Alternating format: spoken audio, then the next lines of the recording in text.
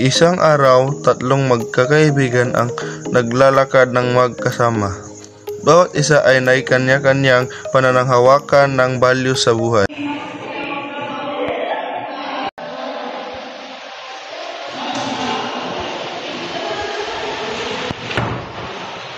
May kanya-kanya kaming values na sinusunod sa buhay.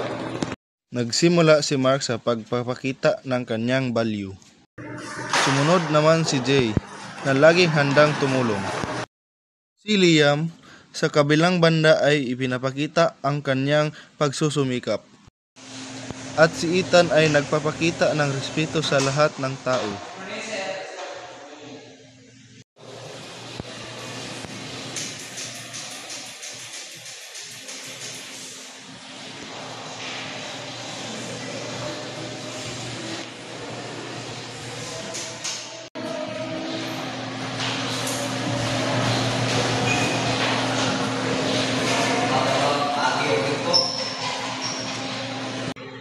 Good morning everyone.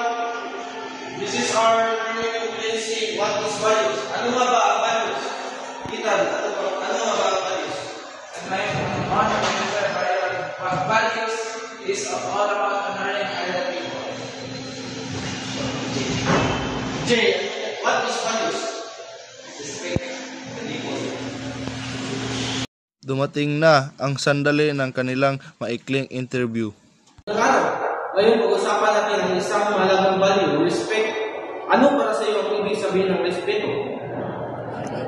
Ang respect ay ang pagtrato sa iba na may kapaitan at pagkakataon. Mahalaga ang respect sa araw-araw na buhay.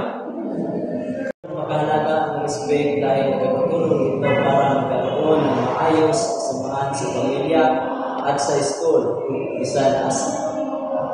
Ano mo pinapakita ang respect sa ibang tao?